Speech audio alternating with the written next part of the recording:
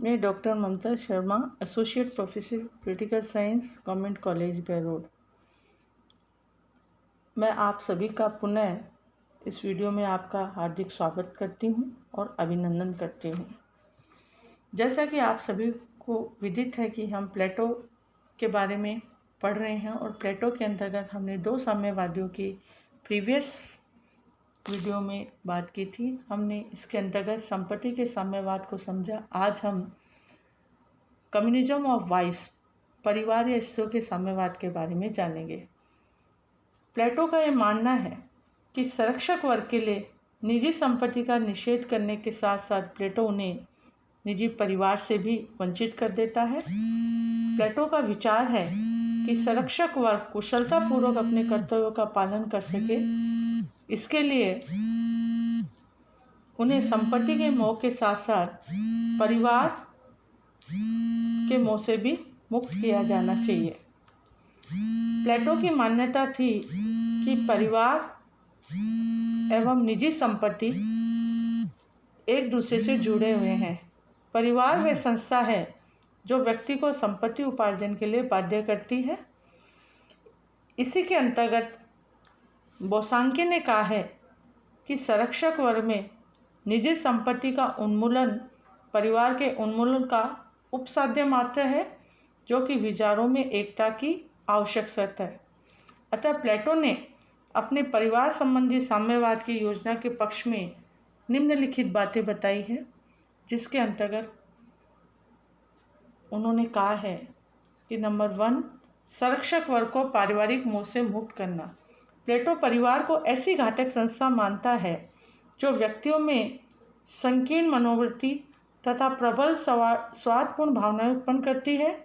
इसके अतिरिक्त पारिवारिक मोह तथा चिंताओं में फंसकर व्यक्ति सार्वजनिक कर्तव्यों के संपादन में वैसी सजगता का परिचय नहीं दे सकता जैसी सजगता संरक्षक वर्ग के व्यक्तियों में होनी चाहिए।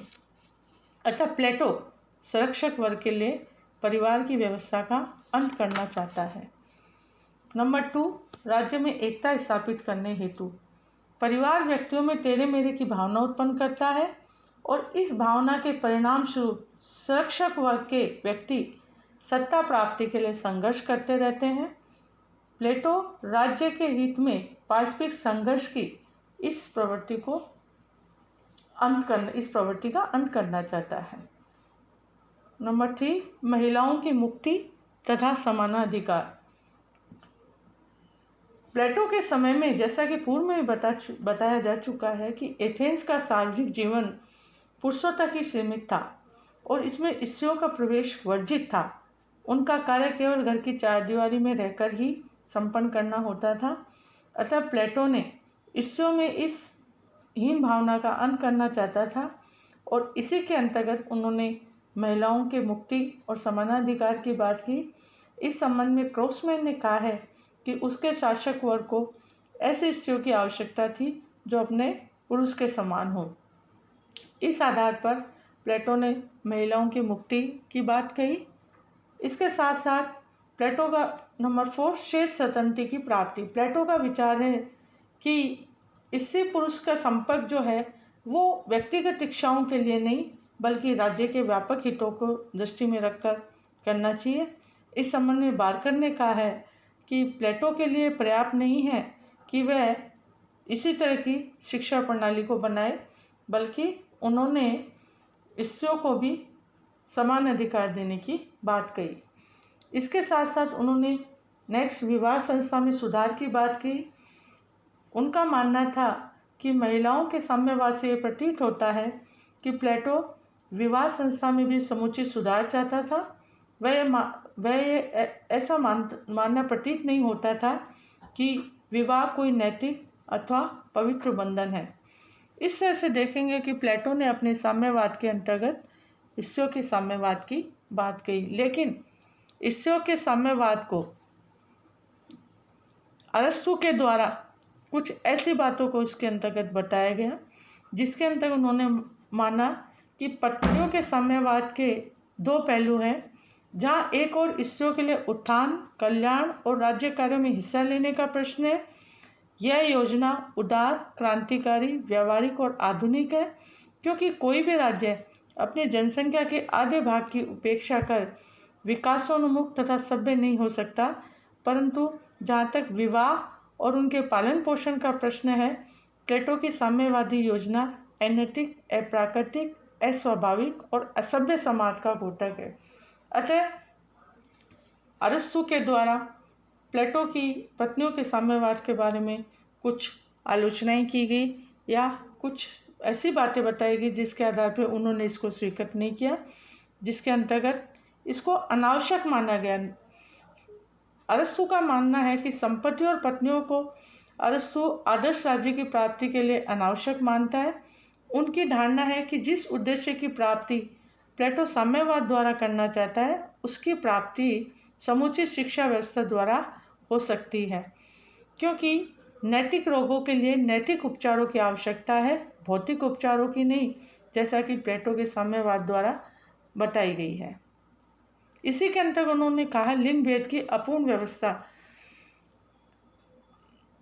अरस्तु का मानना है कि स्त्री पुरुषों के संबंधों को जानवरों के संबंधों के साथ मिलाना अनैतिक और अव्यावहारिक है। स्त्री पुरुष के संबंध अस्थायी नहीं होते और इस आधार पे उन्होंने इसको अपूर्ण माना। इसी तरह उन्होंने स्त्री पुरुष के स्वभाव में भी भिन्नता की बात की।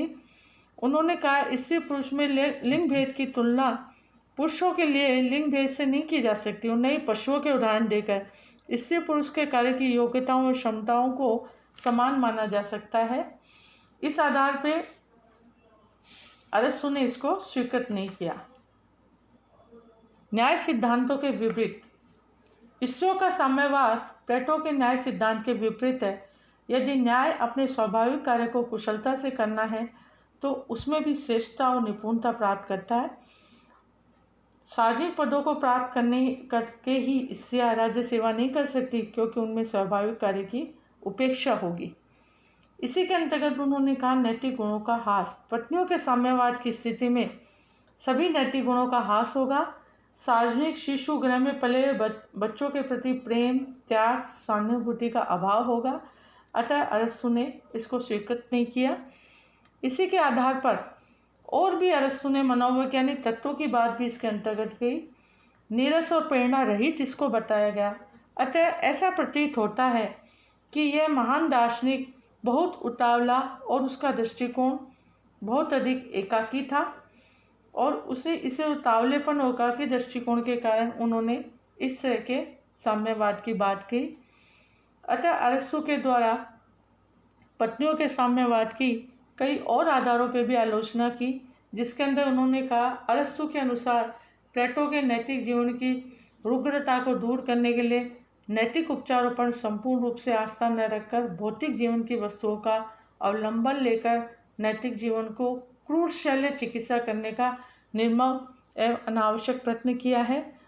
इसी तरह उन्होंने जिस पारिवारिक जीवन को प्लेटो ने निकृष्ट एवं राज्य के संदर्भ में अत्यंत अनावश्यक माना है, उसी परिवार में अरस्तु को मनुष्य की राजनीति यात्रा का प्रथम सोपान दृष्टिगोचर हुआ है। निष्कर्षतः प्लेटो के साम्यवादी विचारों में एक गंभीर आलोचना यह भी की जाती है कि प्लेटो को अपने दार्शनिक शासकों तथा सैनिकों के विवेक तथा उत्साह में अधिक विश्वास नहीं था। अपने जीवन काल में प्लेटो को साम्यवाद के सभी पहलुओं में अव्यावहारिक होने का आभास हो गया था। अतः लॉज में उसने अपने परिवार, संपत्ति तथा विवाह संस्था पर रिपब्लिक से बिल्कुल भिन्न विचार प्रकट किए। इस तरह से हम देखेंगे कि प्लेटो ने अपने साम्यवाद के अंतर्गत इसी साम्यवाद और संपत्ति साम्यवाद की चर्चा की, उसके मेरिट डिमेरिट दोनों फैक्टर्स को बताया। अरस्तु के द्वारा भी उसकी आलोचना की गई।